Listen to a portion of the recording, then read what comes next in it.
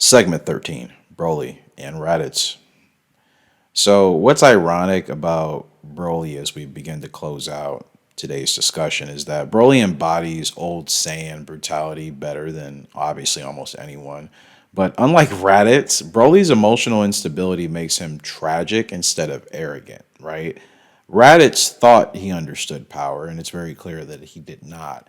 Broly barely understands himself at all, therefore, I guess, barely understanding his power. Hence why whenever he snaps, he's, almost on the verge of destroying a planet, it feels like. And somehow that's what makes Broly obviously infinitely more dangerous. You see, it's going to be very interesting to see how his character continues to develop mentally when he's watching Goku, Vegeta spar, in front of him at Lord Beerus's planet, Beerus, mentioning a thing or two in regards to things the warriors could do to help maintain their evolution as Saiyan warriors. Of course, Whis is essentially the instructor. He's constantly educating them on things. Broly is absorbing all of this now, guys. Think about this. There's never been a time in his character's existence ever when he's been in front of Goku, Vegeta, and an angel, a deity, that could dodge his moves still as if it's nothing. And that's not saying anything considering how fast or strong Broly is. He is now absorbing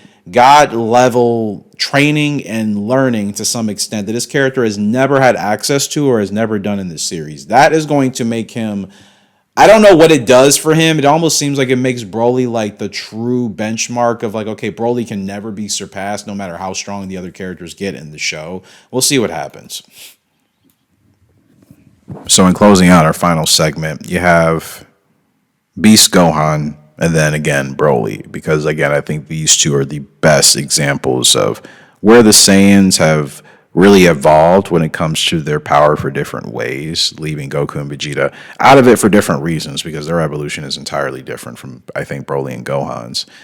Beast Gohan changes the Saiyan conversation entirely when he first makes his introduction because Beast Gohan doesn't feel like traditional Saiyan evolution anymore, at least in my opinion. It feels more emotionally based. It's primal. We see that for sure. It's very protective. And at the same time, it's almost spiritual, right? It's almost the culmination of everything Gohan has been through and has worked for in his entire life as not just a martial artist, but also as a hybrid Saiyan human warrior.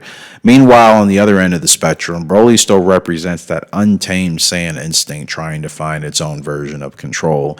And that's probably where Dragon Ball, I think, is actually heading right now in 2026 and beyond. It's not just bigger transformations, so let's be honest, we're all kind of getting a little burnt out from that, but different philosophies of power itself. And that's what I have been personally wanting and I think has been missing in the series for over a decade.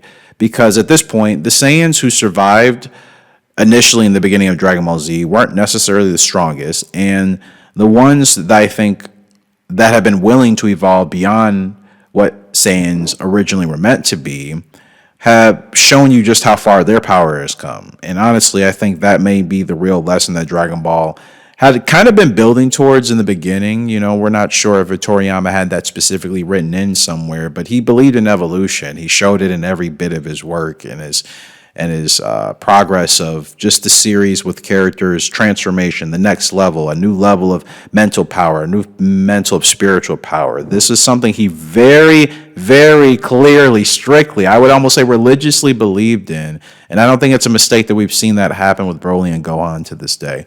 Guys, feel free to let me know your thoughts on today's discussion in the comments section below. Again, we're getting under the layers of what these characters, these psychological, these other things mean in Dragon Ball that are not talked about across most spectrums because I guess it's just not the most flashy, fun, super, everything is showing every 3 seconds something new. No, it's supposed to really put Akira's work into a different light that I think a lot of people overlook. Not saying anyone's bad for that, just saying there's a layer of Dragon Ball that he put out there for, I think, fans to understand once you get older, and especially once you start to go on your own journey, especially your own spiritual journey in life. And that's what I want to bring more to this channel. That's what I'm doing. That's what I've always resonated personally with in Dragon Ball. That's why I've had comments off. If anyone's stuck around on this channel for a while, it's because I don't want to encourage the behavior that this is just anything goes type of place. We're supposed to be appreciating the author, the curator, which is Akira Toriyama, his work that has changed so many of our lives, hopefully for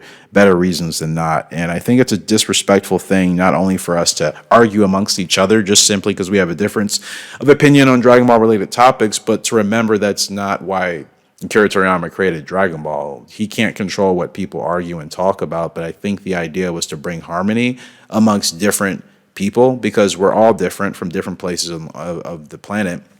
Just like Dragon Ball has characters created, which essentially feels like from every media of anything in the world that exists throughout multiple universes. I think the whole point is that you can exist, you can talk, you can converse appropriately, and that's just the environment I'm trying to curate here, is to not only honor and respect Akira Toriyama, but also stand more firm in what I personally resonate with in my life. I love to have conversations, deep conversations, intellectual ones, even conversations where we may disagree with each other's opinions, but I think at a point we should be able to have those conversations maturely. It feels like, if you disagree with someone's opinion, it's like you've ruined their entire day. And I just don't understand the lack of mental maturity in that. And I just think we could be better. And I think we should be better. So feel free to let me know your thoughts on today's discussion. This will be a format going forward. This is just one. I probably won't be doing these as often as I've done videos in the past, but the point is I will continue to build and to keep this as like a reoccurring theme. It's the easiest way to, I think, talk about the deeper layers of Dragon Ball here. So let me know your thoughts. Feel free. Thanks for stopping by.